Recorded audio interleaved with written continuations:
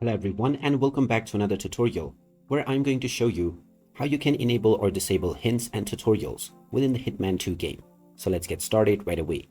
First of all, open up the Hitman 2 game on your device, and once you are inside the main menu, if you wish to turn off hints or tutorials to increase the difficulty of the game, then just go into the options menu at the top right corner. Once you are in the options page, click on gameplay, and now you will see various different options that you can change.